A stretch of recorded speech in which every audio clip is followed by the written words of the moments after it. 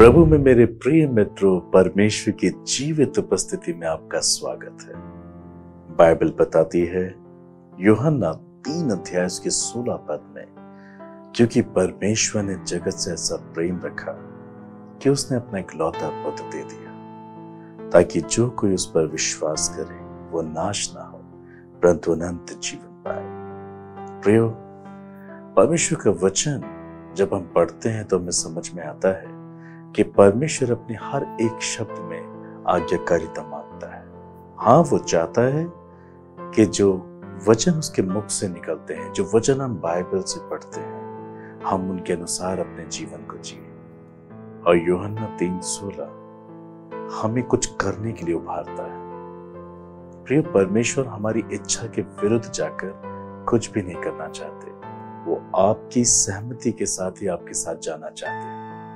इसलिए परमेश्वर की इच्छा है कि वो अपने पुत्र प्रभु यीशु मसीह के द्वारा हर मनुष्य को अनंत जीवन दे। मगर ये अनंत जीवन वही मनुष्य प्राप्त कर सकता है जो उस पर विश्वास करेगा। यदि आप परमेश्वर के वचन पर सहमत होते हैं, आप विश्वास करते हैं, परमेश्वर अपने वादे के अनुसार अपने पुत्र के नाम में हमें अनंत जीवन देता है। इसलिए प्रभु का वचन कहता है कि जो कोई विश्वास करे। हाँ प्रियो, परमेश्वर ने जगत से ऐसा प्रेम रखा, उसने हमसे प्रेम रखा, उसने सबसे प्रेम रखा, और इसीलिए उसने अपने इकलौते पुत्र को बलिदान किया। क्यों बलिदान किया? क्योंकि परमेश्वर के स्वरूप और समानता में बनाया हुआ मनुष्य पाप के कारण परमेश्वर से दूर हो गया। अब वो परमेश्वर के समान नहीं रहा। अब वो पाप और पाप की इच्छाओं में, पाप की लालसाओं में जीवन जीकर अशुद्ध हो गया। उसके अंदर शैतानी ताकतों ने कार्य करना शुरू किया और अंधकार का ज्योति से कोई मेल नहीं। मगर परमेश्वर ने हमें नहीं त्यागा, उसने अपने बनाए हुए इंसान को नहीं त्यागा, उसने अपने पुत्र को भेजा ताकि वो उनके खातिर अपना प्राण बलिदान करे। और बाइबल कहती है प्रभु यीशु मसीह ने हमारे पापों को, हमारे श्रापों को और हमारे रोगों को अपने ऊपर उठा लिया। And he died on the cross. मेरे प्रियो, he loves you so much. प्रभु आपसे बहुत प्रेम करते हैं। इसलिए प्रभु का वचन कहता है कि उसने अपने इकलौता पुत्र दे दिया ताकि जो कोई इस पर विश्वास करे वो नाश न अनंत जीवन को पाए। If you believe, you will receive, ऐसा प्रभु कह रहे हैं। जब आप विश्वास करेंगे तब अनंत जीवन को आप अपने जीवन में बहते हुए देखेंगे और बहुत से लोग आपके जीवन में ईश्वरीय कार्य को देखेंगे। इसलिए प्रियो, प्रभु आपकी इच्छा के विरुद्ध नहीं जाना चाहते। वो चाहते हैं यदि आप उनकी शब्द से सहमत हो तो आप उनके चमत्कार को देखेंगे। परमेश्वर चाहता है कि हम उसकी वचन के अनुसार अपने जीवन को जिए। प्रियो, faith always needs action and faith action brings obedience. परमेश्वर का एक एक वचन जब हम पढ़ते हैं तो वो हमसे कार्य की मांग करता है, और कार्य तभी होते हैं जब हम अपने चाल ढाल में उसे शामिल करते हैं और हमारे कार्य आज्ञाकारिता को दर्शाते हैं। क्या आप परमेश्वर के प्रति आज्ञाकारी हैं? क्या वाकई परमेश्वर के वचन का पालन करते हैं? तब आपको कार्य करना भी बहुत जरूरी है। बाइबल ऐसा कहती है, पहला यूहन्ना 1 अध्याय 5 और 6 पद में, जो समाचार हमने उससे सुना और तुम्हें सुनाते हैं वो ये है कि परमेश्वर ज्योति है और उसमें कुछ भी अंधकार नहीं। यदि हम कहें कि उसके साथ हमारी सहभागिता है और फिर अंधकार में चले तो हम झूठ बोलते हैं और सत्य पर नहीं चलते। हाँ प्रियो, परमेश्वर का वचन कहता है कि प्रभु ज्योति है और उसमें कुछ भी अंधकार नहीं। ये परमेश्वर का जीवन है। He is light। और परमेश्वर जो ज्योति है उसमें कुछ भी अंधकार नहीं है। इसलिए परमेश्वर का वचन कहता है कि यदि हम ये कहें कि परमेश्वर के साथ मेरी सहभागिता है, मैं परमेश्वर पर विश्वास करता हूं, मैं उसके संग चलता हूं, मगर हम अंधकार में चले तो कैसे ये पहचाना जाएगा कि परमेश्वर की ज्योति मुझ पर चमकती है? अंधकार का ज्योति से कोई मेल मिलाप नहीं, असत्य का सत्य से कोई मेल मिलाप नहीं, मृत्यु से जीवन का कोई भी नाता नहीं। इसलिए ज्योतिर्मय परमेश्वर का अंधकार में जीवन से कुछ भी नाता नहीं। परमेश्वर आपसे अपेक्षा कर रहे हैं, यदि आप ये कहते हैं कि आप प्रभु को जानते हैं, आप प्रभु को प्यार करते हैं, आप प्रभु के लिए जीते हैं, मगर यदि आपके जीवन में अंधकार है, आप अभी भी झूठ, घमंड, दिखावा, स्वार्थ, निंदा, घृणा, नफरत, क्रोध, बैर, भेदभाव, जलन, सांसारिक, शारीरिक, आर्थिक, सामाजिक गुलामी का जीवन जीते हैं और आप कहें कि प्रभु मेरे साथ है, मैं प्रभु के लिए जीता हूं, I love Jesus very much. How will you prove? आप कैसे ये प्रूव कर पाएंगे कि आप ज्योति में हैं? क्योंकि आप अपने ज्ञान के आधार पर ऐसा समझते हैं कि आप पवित्र हैं, आप आज्ञाकारी हैं, मगर आपके कार्य तो कुछ और ही बात कहते हैं। और ये वचन हमें ये सोचने पे मजबूर करता है कि यदि हम कहें कि प्रभु के साथ हमारी सहभागिता है, प्रभु के साथ हमारा रिश्ता है, मगर हम अंधकार का जीवन जी अपने कामों से उसका इनकार करें तो हमें कोई लाभ नहीं। हम झूठ बोलते और हम सत्य पे नहीं चलते। God's word needs action and action brings obedience. हमारे कार्य आज्ञाकारिता को लेकर आएंगे और यदि हम कार्य नहीं करते वचन के आधार पर तो हम ठोकर खा जाते हैं, हम परमेश्वर के साथ नहीं चल पाते और ये हमारे जीवन में बहुत तकलीफ लेकर आता है। ऐसे बहुत सारे लोग इस संसार में हैं जो परमेश्वर के वचन को पढ़ते हैं, सुनते हैं, मगर उसका कभी पालन नहीं करते। एक ज्ञान के आधार पर परमेश्वर का वचन उनके अंदर होता है, मगर क्योंकि वो आज्ञाकारिता में नहीं चलते, उसे कार्य सहित एक्शन में नहीं लाते, वो अपने जीवन में अशांति को देखते हैं। Yes, they face trouble. All the time they face trouble. वो बहुत सी बातों में व्याकुल रहते, परेशान रहते हैं, बहुत जल्दी घबरा जाते हैं और उनको समझ में नहीं आता ऐसी परिस्थितियों का सामना वो कैसे करें। मेरे प्रियो, प्रभु आपका मार्गदर्शन कर रहे हैं कि जब आप वचन ना सिर्फ पढ़ते हैं, ना सिर्फ आप सुनते हैं, मगर जो कुछ पढ़ते हैं, जो कुछ सुनते हैं, वैसा करते भी हैं। इसे ही हम आज्ञाकारिता कहते हैं, इसे ही हम वचन पे चलना कहते हैं। और इस प्रकार से हम पवित्र आत्मा का बल अपने जीवन में देखते हैं, जो हमें बिल्कुल परमेश्वर के मन के मुताबिक जीवन को जीने के लिए सहायता करता है। Then we will see peace. हम अपने जीवन में शांति को देखते हैं, आनंद को देखते हैं और हम देखते हैं कि परमेश्वर हमारे हाथों के प्रत्येक कामों में हमें सफलता, सुरक्षा और शांति और बढ़ोतरी देना शुरू कर देता है। ऐसा इसलिए क्योंकि जब हम वचन का पालन करते हैं आज्ञाकारिता में, एक्शन में, तब परमेश्वर हमारे बीच में कोई रुकावट नहीं होती। परमेश्वर का सारा ध्यान हम पर होता है। जब हमारा ध्यान प्रभु पे होता है तो प्रभु का ध्यान भी हम पर होता है। और यही बात तो बाइबल कहती है, यदि तुम प्रभु के निकट आओ तो प्रभु तुम्हारे निकट आएंगे। प्रियो, आज परमेश्वर आपसे बात कर रहा है। हो सकता है आज आप बहुत सी निराशा का सामना कर रहे हैं, आप बीमार हैं, बहुत कर्जों से होकर जा रहे हैं, शायद आज आप बहुत रो रहे हैं और आप ये कहकर कि मेरा जीवन कब तक ऐसे ही रहेगा, कौन मुझे तसल्ली शांति देगा, कौन मुझे मेरे दुखों से आजाद करेगा, आप ऐसा कह के रो रहे हैं। परमेश्वर आपको समझा रहे हैं कि कैसे आप अपने दुखों से बाहर आ सकते हैं, कैसे आप एक आंतरिक शांति को प्राप्त कर सकते हैं जब आप परमेश्वर की बातों को मानते हैं। आप सिर्फ पढ़ते नहीं है, सुनते नहीं है, मगर आप करते भी ठीक वैसे ही हैं जैसे प्रभु आपसे मांग करता है। आज इस संदेश के द्वारा आपको अपने जीवन को जांचना बहुत जरूरी है, क्योंकि बाइबल कहती है प्रभु को आपका ध्यान रहता है, मगर आपका ध्यान कहीं और है।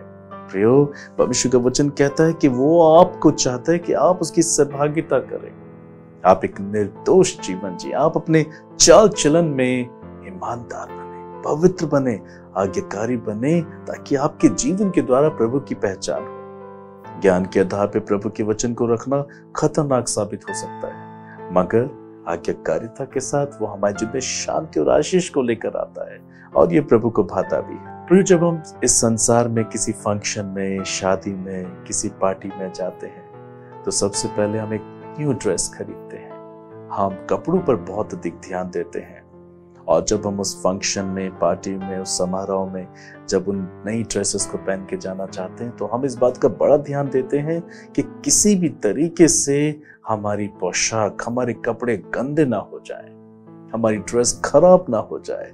बहुत हम ध्यान देते हैं। क्यों? क्योंकि हम जानते हैं कि हम एक फंक्शन में जा रहे हैं, हम एक पार्टी में जा रहे हैं, हम एक समारोह में जा रहे हैं जहां लोग हमें देखेंगे। उसी प्रकार से हम जब प्रभु यीशु मसीह के द्वारा अनंत जीवन में प्रवेश कर रहे हैं, हाँ, हम जीवन के राज्य में जा रहे हैं, हमें अपने जीवन को देखना बहुत जरूरी है। हमें अपने चाल चलन पर ध्यान देना जरूरी है कि किसी रीति से वो गंदा ना हो जाए, किसी रीति से वो इस संसार में अशुद्ध ना हो जाए, क्योंकि हम भी एक अद्भुत नगर में जाने वाले हैं। हाँ, प्रभु यीशु ने वादा किया है वो हमें बहुत जल्द आकर ले जाएंगे, क्योंकि उन्होंने हमारे लिए वहां रहने के स्थान बना दिए हैं। प्रियो, हमारा दुख पल भर का है, हमारा छुटकारा होने जा रहा है।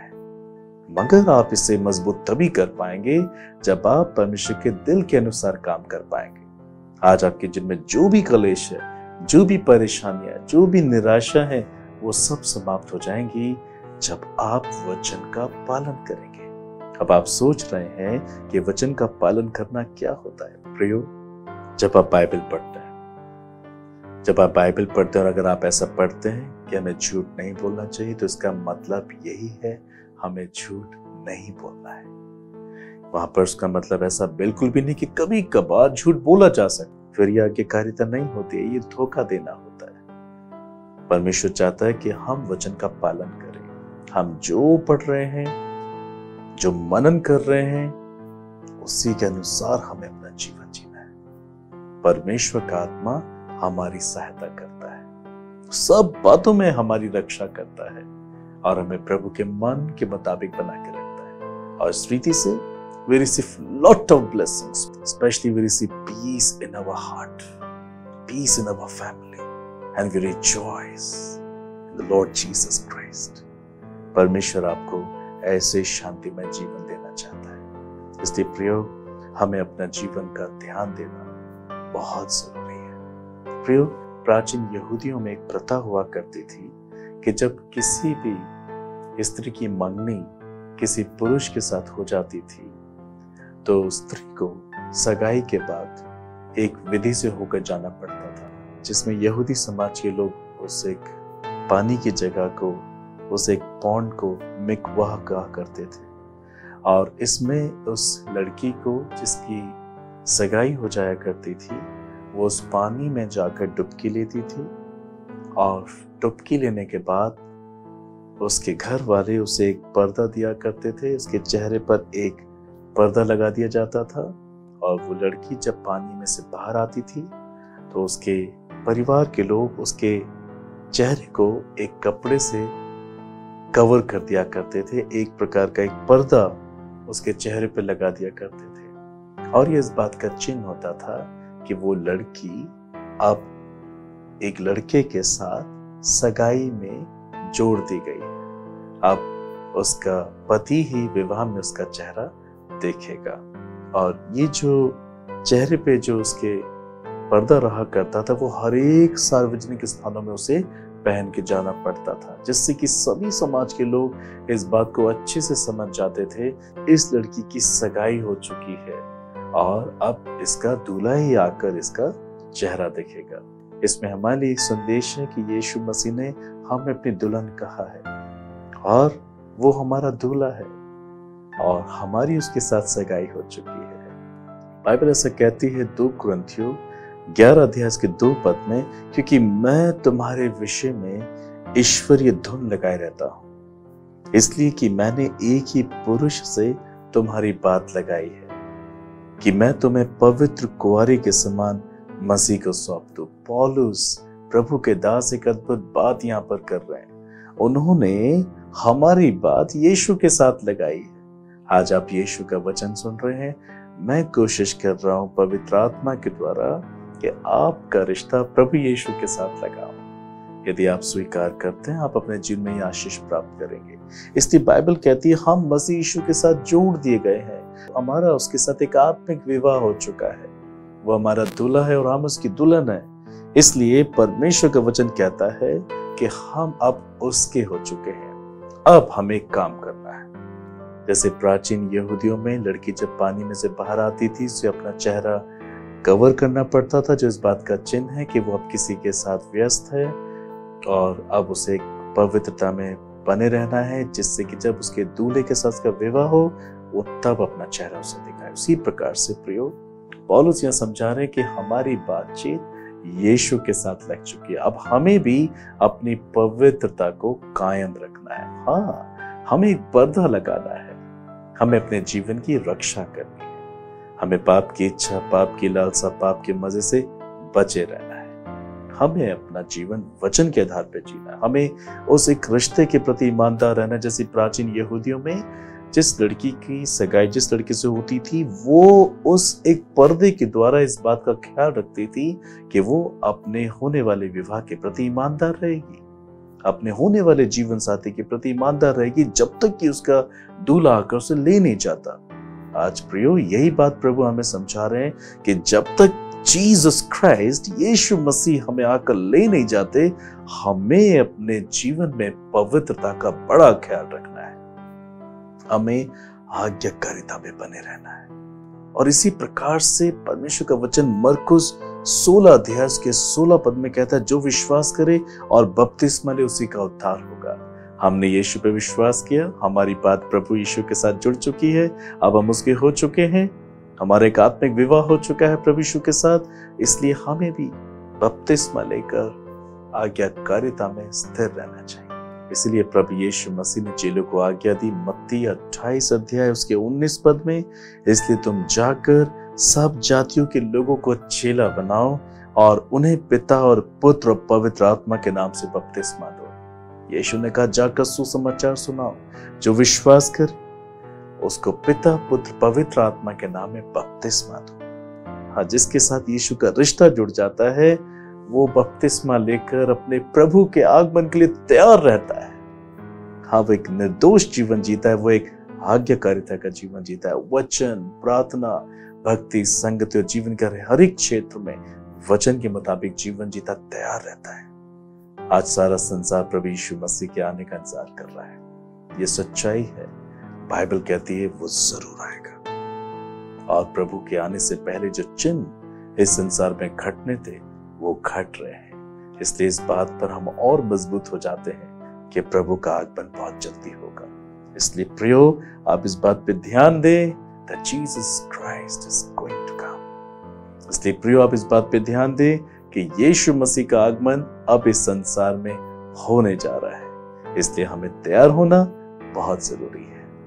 यीशु मसीह ने यूहन्ना 14:2-3 में ऐसा कहा, मेरे पिता के घर में बहुत से रहने के स्थान हैं, यदि ना होते तो मैं तुमसे कह देता, क्योंकि मैं तुम्हारे लिए जगह तैयार करने जाता हूं। और यदि मैं जाकर तुम्हारे लिए जगह तैयार करूं तो फिर आकर तुम्हें अपने यहां ले जाऊंगा, ताकि जहां मैं रहूं वहां तुम भी रहो। हाँ प्रिय, प्रभु यीशु मसीह का राज्य इस संसार का नहीं, बाइबल कहती है इस संसार से जाने के बाद मसीह का राज्य शुरू होता है। और प्रभु यीशु मसीह ने वादा किया था कि वो हमारे लिए जगह तैयार करने जा रहा है, और जब वो जगह तैयार कर चुकेगा तो वो हमें आकर ले जाएगा। हाँ प्रियो, आपका निवास स्थान, मेरा निवास स्थान, हमारा स्वदेश स्वर्ग का राज्य है। और इसी श्रेष्ठ बात को लेकर सारे संसार में प्रचार किया जा रहा है, क्योंकि प्रभु हमें अनंत जीवन देना चाहता है। इस पृथ्वी पे अनंत जीवन नहीं, शरीर का जो भी जीवन हमारे पास है बस वहीं तक, मगर हम सब शरीर छोड़ेंगे, हम सब मरते हैं। बाइबल कहती है हर एक मनुष्य संसार से जाएगा। कहाँ जाएगा, ये सोचना आपको बहुत जरूरी है। अनंत जीवन को प्रभु देना चाहता है। इस संसार के बाद मसीह का राज्य शुरू होगा। आपको प्रभु उसी के लिए बुला रहे हैं। यदि आप विश्वास करें तो आप अनंत जीवन पाएंगे। हाँ, इसलिए प्रियो, प्रभु यीशु मसीह आकर हमें ले जाने वाले हैं। इसलिए हमें तैयार होकर उनकी प्रतीक्षा करनी है, जैसे दुल्हन को प्रतीक्षा करनी होती थी यहूदी समाज में। जब तक दूल्हा नहीं आएगा उसे पवित्रता में बने रहना है, अपनी सगाई में ईमानदार रहना है। हमें भी अपने मसीह यीशु की साथ सहमत रहना, तैयार रहना है। इस प्रकार से आप अपने जीवन में शांति को प्राप्त करते हैं। इसलिए यशायाह 2:5 में लिखा है, हे याकूब के घराने, आ हम यहोवा के प्रकाश में चले। जी, बाइबल कहती है हम परमेश्वर के प्रकाश में चले, और तब परमेश्वर हमें बहुतायत से आशीष देगा। क्योंकि तुम तो पहले अंधकार थे, परंतु अब प्रभु में ज्योति हो, अतः ज्योति की संतान के समान चलो। परमेश्वर ज्योति है, उसमें कुछ भी अंधकार नहीं। यदि आप ये कहते हैं कि प्रभु की सहभागिता आपके साथ है, तो आपको भी ज्योति में चलना जरूरी है। क्योंकि पहले हम अंधकार थे, मगर अब मसीह यीशु के द्वारा हम ज्योति बन चुके। इसलिए ज्योति में स्थिर रहना ही हमारी सबसे बड़ी आशीष है, जिसके लिए पवित्र आत्मा दिया गया है, प्रभु की सामर्थ हमको दी गई है कि हम ऐसा कर पाएंगे। बाइबल बताती है, 1 यूहन्ना 1:7 में, पर यदि जैसा वो ज्योति में है वैसे ही हम भी ज्योति में चलें, तो एक दूसरे से सहभागिता रखते हैं, और उसके पुत्र यीशु मसीह का लहू हमें सब पापों से शुद्ध करता है। हाँ, हम निर्दोष हो जाएंगे, हम पवित्र हो जाएंगे जब हम परमेश्वर की ज्योति में चलते हैं, हम आज्ञाकारिता के साथ चलते हैं। इसे ज्योति में चलना कहते हैं, और इस रीति से हमारी सहभागिता प्रभु के साथ होती है, और यीशु मसीह का लहू हमें सब पापों से धोकर शुद्ध कर देता है। हम एक श्रेष्ठ दुल्हन में बदल जाते हैं। जब मसीह का आगमन होगा, हम सब उसके साथ जाने के लिए एकदम तैयार होंगे। प्रभु आज आपसे बात कर चुके हैं, कैसे आपके दुख और तकलीफ का निवारण होगा, कैसे आप एक अद्भुत शांति और सामर्थ को प्राप्त करेंगे, प्रभु के कामों को देखेंगे। इस संदेश के द्वारा प्रभु आपसे बातचीत करे, आपको आशीष दे। आइए हम प्रार्थना करें। सर्वशक्तिमान दयालु प्रेमी पिता, मैं धन्यवाद करता हूँ आज के संदेश के लिए, क्योंकि आपने अपनी संतानों से बातें की। प्रिय प्रभु, मैं उन सब के लिए विनती करता हूँ जो आज मेरे साथ इस संदेश को सुन रहे हैं, आज जो मेरे साथ प्रार्थना कर रहे हैं। प्रभु, ये अपने जीवन के बहुत से क्षेत्रों में तकलीफों से, बीमारियों से, कर्जों से, निसंतान की पीड़ा से, बहुत से क्लेशों से होके जा रहे हैं। आज आपने इनसे बातचीत की है कि कैसे ही अपने दुखों से आजाद हो सकते हैं। प्रभु, आप होने दीजिए, आज से ही अपने पापों का पश्चाताप करें। हाँ, ये बाइबल को लें और पढ़ें, और जिस प्रकार से वचन में आपका शब्द है, उसे अपने कार्यों सहित पूरा करने के लिए ये अपने आप को आपके हाथों में समर्पित कर दें। मैं प्रार्थना करता हूँ प्रभु, जितने भी लोग आज मेरे साथ प्रार्थना में मौजूद हैं, आप इनके जीवन से पाप की इच्छाओं को दूर करें, पाप की लालसाओं को दूर करें, पाप की मजे को दूर करें। आप इनके पापों को क्षमा कर दे, आप इन्हें आंसू दे, पश्चाताप का आत्मा दे, और आप इनके जीवन से मृत्यु का भय निकाल दें, संदेशक भ्रम की आत्मा दूर कर दें। आप इन्हें पवित्र आत्मा से भर दें। Father, I pray you fill them with your mighty Holy Spirit. आप इन्हें पवित्र आत्मा से भर दें। इसी वक्त ये पवित्र आत्मा से भर जाए, आपकी सामर्थ से भर जाए प्रभु। एक नया मन, एक नया हृदय, एक नई आत्मा आप इनको दें। Father, you mercy upon them. In the name of Jesus, I pray. You lead them, you guide them, you teach them, Lord. Take all of them into heaven. आप इन्हें स्वर्ग राज्य के लिए तैयार करें, आप इन्हें आज्ञाकारी बनाएं, आप इन्हें निर्दोष करें। जो कोई भी बीमार है, आप उनको चंगा कर दें। जो कोई भी बीमार है, वो अपने बीमार शरीर पर अपना हाथ रखे। पवित्र आत्मा आपको छूने को तैयार है। प्रभु, मैं प्रार्थना करता हूँ, जिन्होंने अपने बीमार अंगों पर अपना हाथ रखे हुए हैं, इसी वक्त इनकी जो भी बीमारी है, प्रभु यीशु मसीह के नाम से चली जाए। मैं बीमारी को डांटता हूं प्रभु यीशु मसीह के नाम से। Healed in Jesus name.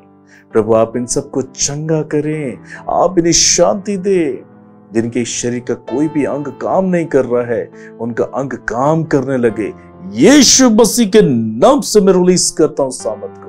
किसी वक्त इनके अंग जो बेजान है, कमजोर है और कार्य नहीं करते, यीशु मसीह के नाम से नए हो जाएं और काम करने लगे। प्रभु, आप चमत्कार करें, आप आश्चर्य कर्म करें, आप इन्हें चंगाई दें।